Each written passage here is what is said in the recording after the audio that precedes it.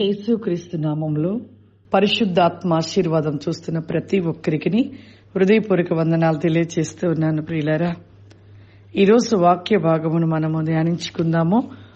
యోహాను సువార్త 3వ అధ్యాయము 16వ వచనమును ఈరోజు మనము వాక్యాన్ని ధ్యానించుకుందాం.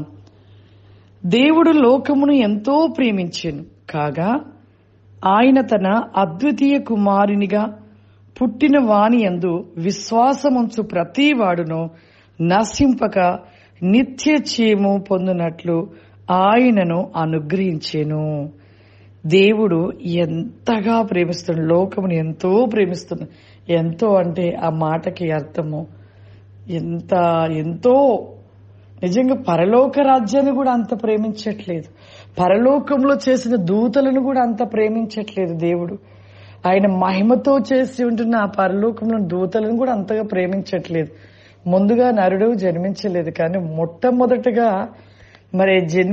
మొట్టమొదటిగా చేసింది ఎవరినంటే దూతలని. ఆయన మహిమతో చేశాడు, కానీ ఆయన మహిమతో చేసిన దూతలను ప్రేమించటం లేదు. కానీ ఈ యొక్క సృష్టిని చేసి సృష్టిలో ఆయన రూపాన్ని, ఆయనలో నుండి వచ్చిన ఆత్మని ఈ భూమి మీద నరుడిగా సృష్టింపజేసిన నరుడిపై, ఈ లోకముపై ఎంత ప్రేమ, ఎంతో ప్రేమించుచు ఉన్నాను అంటున్నాడు. కానీ ఈ లోకమును ఇంత ప్రేమిస్తున్న ఆ దేవుడు ఆదాము చేసిన తప్పిదమును పట్టి ఆ రోజు నుండి కూడా దేవుడు ఆదామును విడిచిపెట్టాడా? విడిచిపెట్టలేదు.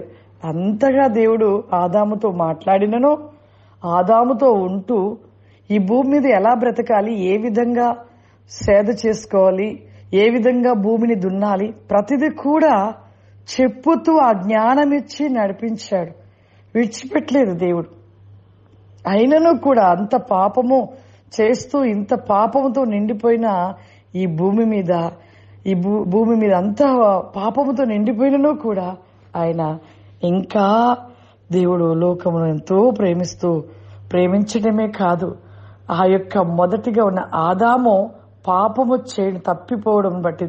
చేయటమును బట్టి తిరిగి తన కుమారుని పంపించి, తన కుమారుడి రక్తమును చిందించి మరలా మనకు చనిపోయి ఉంటున్న మన యొక్క ఈ యొక్క నశించిపోతున్న మనకి తిరిగి దేవుడు నిత్య జీవాన్ని తన కుమారుడు ద్వారా ఇచ్చి ఉన్నాడు. కానీ మనమైతే ఇంకనూ కూడా మనము దేవుణ్ణి ప్రేమించలేకపోతున్నాం. ఆయన లోకమును ప్రేమిస్తున్నాడు, లోకములో ఉన్న మనల్ని ప్రేమిస్తున్నాడు. కానీ మనమైతే ఆయనను ప్రేమించట్లేదు. ఆయన ప్రేమకు దూరం అయిపోతూ లోకములో ఉంటున్న అనేక ఆశలు కలిగిన వాటిని ప్రేమిస్తూ ఉన్నాం. ప్రియులారా, అందుకే అంటున్నాడు, ఎవరైతే దేవుడు క్రీస్తు యందు విశ్వాసము కలిగి ఎవరైతే ఉంటారో వారంట నశించరంట, నిత్య జీవం పొందుతారంట.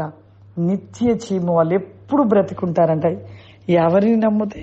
క్రీస్తుని నమ్ముటమును బట్టి నిత్యము మనము జీవించే ఉంటామంట.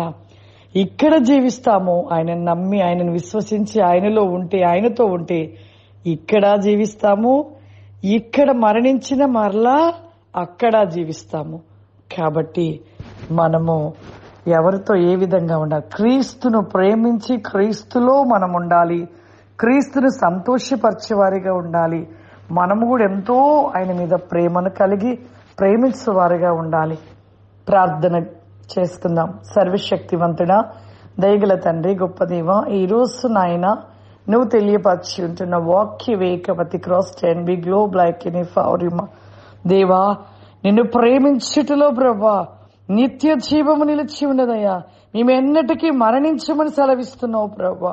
నిజమే తండ్రి, నీ యందు విశ్వాసముంచు ప్రతివాడు నశింపక నిత్య జీవమును పొందునట్లు నీవు నీ కుమారి కాసి కావలి బ్లాక్ ఎనీ కమాడ్ దర్ ఇస్ స్టిల్ ఫ్లవరిమా అతి వేకముగా ప్రభా ప్రతి ఒక్కరూ ఈ వాక్యమును ప్రతి హృదయ వేకములో ప్రతి నికోసిమిగా జ్యోరవాసి కాంది ఫ్రికాసి కావరిమా ప్రతి వేకముగా ప్రతి బిడని మీరు ఆశీర్వదించమని యేసు నామమున తండ్రి, ఆమేన్. God bless you. దేవుడు మిమ్మల్ని దీవించును గాక. ఆమేన్.